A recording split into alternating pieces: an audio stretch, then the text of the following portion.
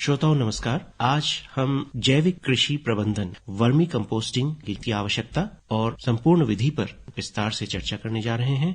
हमारे साथ स्टूडियो में उपस्थित हैं प्रोफेसर श्वेता यादव। आप डॉक्टर हरि सिंह गौर केंद्रीय विश्वविद्यालय में प्राणी विज्ञान विभाग में पदस्थ हैं। तो डॉक्टर यादव, आपका हमारे स्टूडियो में स्वागत है। नमस्कार। सबसे पहले तो हम ये जानना चाहेंगे, क्योंकि आप इस क्षेत्र से जुड़ी हैं, ग्रामीण और कृषि विकास के क्षेत्र से, एक मुद्दा बहुत ही महत्वपूर्ण हो जाता है कि जैविक पद्धतियों से खेती किसानी के कार्य को कर पाना या करना और हमारे किसान भाइयों को इस ओर प्रेरित करना।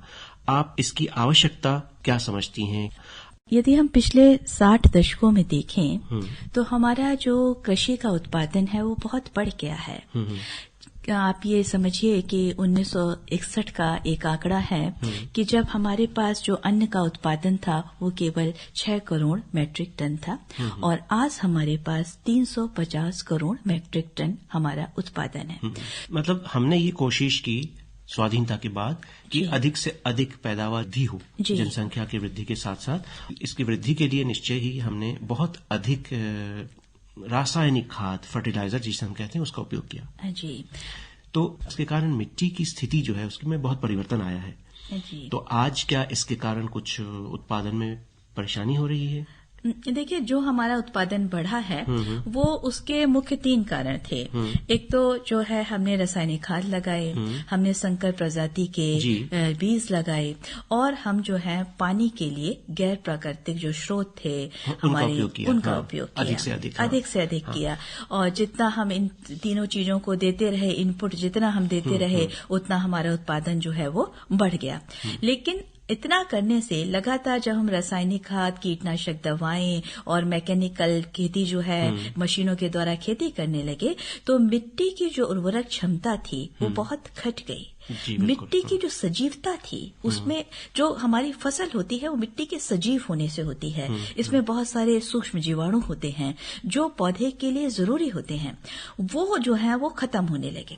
और लगातार हमारी जो बाहर की जो हम चीजें ले रहे हैं, जैसे रासायनिक खाद और हमारे जो पेस्टिसाइड वगैरह हम खरीद रहे हैं, वो हम ज्यादा देने लगे तो हमारी जो इनपुट कॉस्ट थी, जो लागत थी फसल की, वो बढ़ गई और जो हमारा उत्पादन हुआ वो उसके मूल्य कम हो गया। तो लागत और जो हमारा उत्पादन है, आय जो है, उसका जो अनुपात है वो लगातार घटता जा रहा है।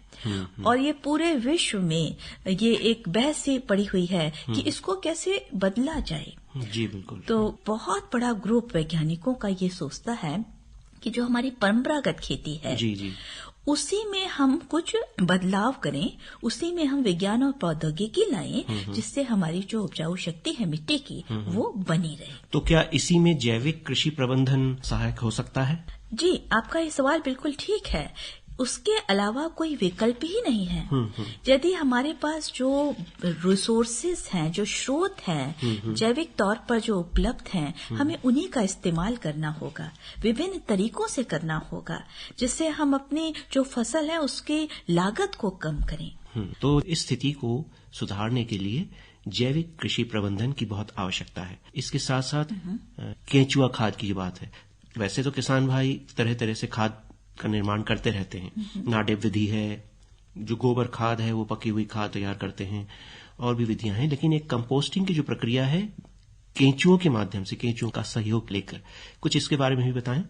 जी, ऐसा है कि कंपोस्टिंग जो है, ऐसे आपने कहा कि बहुत सारे तरीके हैं, तो ऐसे बहुत सारे तरीके हैं और देशी तरीके हैं। ये क्षेत्र में, विभिन्न क्षेत्रों में जितना उनके पास साधन उपलब्ध है, किसानों ने ऐसी ऐसी तकनीक, अपनी देशी तकनीक बनाई हुई है। और एक रोचक बात मैं आपको ये बताऊं कि ऑर्गेनिक जो फार्मिंग का जो कंसेप्ट जो आज पूरे विश्व में चल रहा है, उसकी उपज भारत से हुई है। जी, किस प्रकार? एक एल्बर्ट हार्वर्ड नाम के एक साइंटिस्ट थे और 1905 से 1924 तक इंस्टीट्यूट ऑफ प्लांट इंडस्ट्री है इंदौर में। अच्छा। वहां पे डायरेक्टर थे और ये हुआ, उन्होंने लिखा और कई सारे शोध पत्र भी छपे हैं इस बात को लेके कि उन्होंने कहा इंदौर में खुद किसान इतने अच्छे तरीके से कंपोस्टिंग विधिवत रूप में करता है कि इसे एक टेक्निक के रूप में डेवलप किया जा सकता है। जी। और उन्होंने इसका नाम दिया इंदौर कंपोस्टिंग। अच्छा। और उन्होंने एक बात कही थी कि कोई भी बीमारी प्लांट में हो वो सॉयल पे निर्भर करती है। मिट्टी कितनी प्रदूषित है, तो ये उन्होंने बात कही और उसके जब हम अलग तरीके से इसे समझते हैं तो ये बात बिल्कुल सही है कि मिट्टी की क्या दशा है, सारी बीमारियां ही उस पर हैं।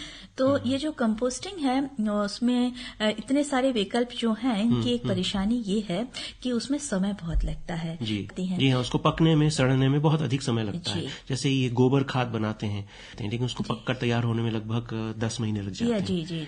केचुए की जो विधि है वो बहुत पुरानी नहीं है, 2006 में ये विधि बनी है। अच्छा। और उसमें क्या करते हैं कि एक विशेष प्रजाति के केचुए हैं, वो गोबर कचड़े इसमें डाल दिए जाते हैं और 30 से 40 दिन में ये केचुआ खाद तैयार हो। ऐसा है कि भारत केचुए के मामले में बहुत अमीर देश है। अच्छा, समृद्ध है और यहाँ कई प्रजातियां पाई जाती हैं, जीव जंतु पशु पक्षी सभी का। जी बिल्कुल आप ठीक कह रहे हैं। केचुए भी है बहुत। हाँ। और हमारे यहाँ 451 प्रजाति के केचुए पाए जाते हैं। इसके बाद जो है इतनी संख्या ऑस्ट्रेलिया में मिलती है, उसके अलावा विश्व के किसी देश में इतने सारे प्रजाति नहीं मिलती। तो ये जो केचुए हैं कुछ तो ऐसे हैं जो मिट्टी खाते हैं, उनके लिए हम जो है जियोफिगस एक टर्म देते हैं। कुछ ऑर्गेनिक मैटर कार्बनिक पदार्थ खाते हैं। वही केचुए का इस्तेमाल जो है वो खाद बनाने में किया जाता है। तो क्या ये केचुए अब हमारे यहाँ किसान भाइयों के लिए उपलब्ध होने लगे हैं?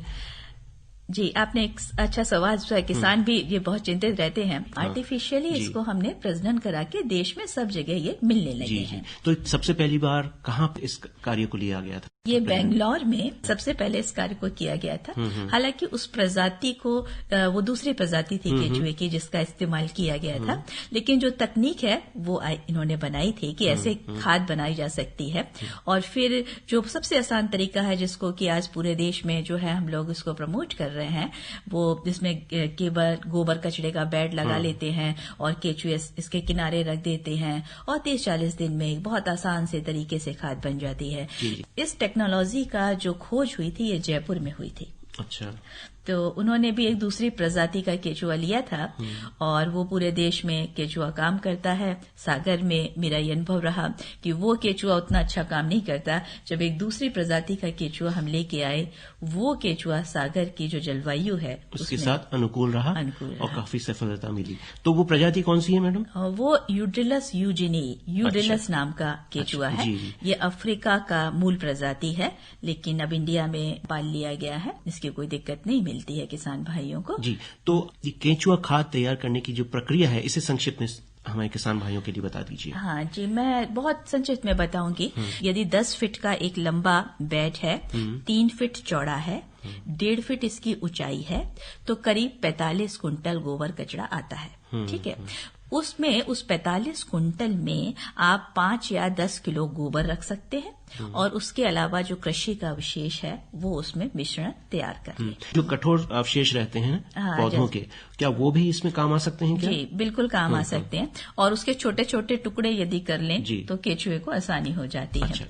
एक बात और किसान भाइयों से मैं अनुरोध करूंगी कि वो भूसा जो है उसका इस्तेमाल ना करें, क्योंकि उसमें नाइट्रोजन जो है वो बहुत कम होता है और नाइट्रोजन यदि नहीं होगा तो चीजें देर में सड़ेंगी और जो नाइट्रोजन है वो खाद में नहीं बनेगी। भूसे के और दूसरे उपयोग हैं, उसका इस्तेमाल वो आसानी से कर सकते हैं। तो जो आपका कृषि अवशेष है, तो आपके जो तिलहन की फसलें हैं, आपकी दलहन है, दालें हैं और मसूर है, आपका बाजरा है, उसका बहुत सारा वेस्ट जो आप जला देते हैं किसान भाई, उस सारे वेस्ट को यूज करें। या आपकी रसोई का जो बचा हुआ खाना है और उसको आप इस्तेमाल करें। अच्छा मैडम, ये बताइए कि वर्मी कंपोस्टिंग की जो प्रक्रिया है इसके लिए प्रशिक्षण की तो आवश्यकता होती है? जी, ये एक थोड़ा सा तकनीकी है, इसमें बहुत मुश्किल तकनीक नहीं है। यदि हमारे किसान भाई या महिला हमारा समूह है वो हमारे डॉक्टर हरि सिंह गौरी विश्वविद्यालय में प्राणी विज्ञान विभाग है, संपर्क कर लें और हम आपको प्रशिक्षण दे देंगे। कितने दिन की प्रशिक्षण होती है ये? आप यदि किसान भाई एक दिन पूरे आ जाएं तो वो सीख जाएंगे कि खाद कैसे बनाएं, खाद कैसे उतारें, है ना। यही एक टेक्निकल प्रोसेस है, लेकिन पूरा आपको कम से कम 12 घंटा उस पर देना पड़ेगा उसको सीखने के लिए। हम एक ही दिन का प्रशिक्षण रखते हैं या 2 दिन का रखते हैं, जो किसानों को जो है है वो आसानी रहे। कैसे बेचें, इसको कैसे रोजगार के रूप में अपनाएं, इससे आमदनी कैसे हो सकती है, इन सारे पहलुओं पर विस्तार से चर्चा होगी। जी, आपने एक बहुत महत्वपूर्ण बिंदु उठाया, आमदनी कैसे हो सकती है। तो महिलाएं इसमें कैसे जुड़ सकते हैं? देखिए, महिलाएं के लिए तो बहुत आसान है, क्योंकि अधिकतर खेती बाड़ी तो हमारी महिलाएं ही करती हैं। जी। और यदि उनके पास 1 या 2 पशु है और जो है गोबर यदि बच जा रहा है उनका, तो वो अपना एक छोटा सा बेड लगा लें जिसमें वो 5 से 10 कुंटल केवल खाद बनाएं। तो एक तो उनको यदि 5 से 10 कुंटल खाद भी बनाया उन्होंने, सपोज करिए 1 हफ्ते में या 1 महीने में, तो वो एक समूह बना लें। 10 औरतें जो है मिलना है महिलाएं, और वो 10 कुंटल अपना उत्पादन करके वो एक जगह इकट्ठा कर लें, एक स्वयं सहायता समूह बना ले, और उस पूरे, क्योंकि 1-1, 2-2 कुंटल खरीदने वाले तो बहुत कम होते हैं, है ना। तो जब ज्यादा मात्रा में होता है तो मार्केटिंग हो जाती है, और एक समूह के माध्यम से उसकी वो पैकेजिंग करें और फिर उसको वो बेच सकते हैं। अब से समूह बना लें, महिलाएं बना लें या हमारे जो पुरुष किसान हैं वो एक ऐसा समूह बना लें, तो वो डायरेक्ट भी खाद उठ जाता है। और वैसे भी जितने लाभार्थी हमारे सागर जिले में हैं, किसान जो काम कर रहे हैं, उनके यहाँ से तो लोग डायरेक्ट ही उठाते हैं। जी, तो कोई दिक्कत नहीं होती है, उनको थोड़ा तो प्रयास करना पड़ेगा। लेकिन और यदि ऐसा करने में उनको कोई दिक्कत महसूस होती है तो वो हमारे विश्वविद्यालय से संपर्क कर सकते हैं, और जो भी संभव सहायता होगी वो हम उनकी करना चाहेंगे। तो ये सारी बातें आपने बताई प्रशिक्षण और मार्गदर्शन के बारे में, लेकिन एक समस्या ये आती है इसकी बिक्री के लिए इनको कोई सही जगह नहीं मिल पाती है। अभी मैं एक अनुभव अपना बताती हूँ। मेरे कुछ किसान भी जब है बोलने लगे कि हमारा उत्पादन तो बहुत बढ़ गया है और वो बिक्री नहीं हो पा रहा है, तो मैंने उनको जो ऑनलाइन आपकी मार्केटिंग के पोर्टल हैं इनमें उनका रजिस्ट्रेशन करा दिया। अच्छा। तो उनको घर बैठे मार्केटिंग मिलने लगी। तो ये बहुत अच्छी बात है। इसका मतलब ये भी हुआ कि किसान भाइयों को अब अपने आप को इतना तो सक्षम बनाना होगा कि वो नेट पर खरीद बिक्री या अपने उत्पाद के बारे में जानकारी देने की क्षमता रख पाए। बिल्कुल बिल्कुल। मैडम, आपने ये सारी अच्छी रोचक जानकारियां दी। हमारे किसान भाइयों के लिए, विशेषकर जो ग्रामीण महिलाएं हैं जो आर्थिक स्थिति को सुधारना चाहते हैं, आय की बढ़ाने के लिए कोई विकल्प चाहते हैं, उनके लिए क्या संदेश देंगे? वो इस कार्यक्रम से जुड़े, उत्पादन सीखें और उसे बेचें, इसे स्वयं एक अपने व्यवसाय के रूप में अपनाएं। और यदि मेरी महिलाओं को कुछ दिक्कत आती है और यदि कोई उनके घर में है, नेट है, जिसके पास मोबाइल है, तो हमने एक ऐप भी बनाया है vermicompostraining.com। इसमें हिंदी में सारी सूचना दी हुई है और उसमें वो हमसे संपर्क कर सकते हैं। तो थोड़ा वो जागरूक हो, तभी इसको वो सीख पाएंगे और एक इसे व्यवसाय के रूप में अपना पाएंगे। बहुत अच्छी और रोचक जानकारी आपने दी, और इस बातचीत को जिन किसान भाइयों ने, हमारे ग्रामीण बहनों ने सुना होगा, इससे जरूर कुछ न कुछ लाभ उठाने का प्रयास करेंगे। डॉक्टर श्वेता यादव, आप हमारे यहाँ स्टूडियो पधारें और वर्मी कंपोस्टिंग के साथ जैविक कृषि प्रबंधन आज की आवश्यकता क्यों बन गया है, इस विषय पर आपने बहुत अच्छी जानकारियां दी। आपने अपना समय दिया, बहुत बहुत धन्यवाद। धन्यवाद।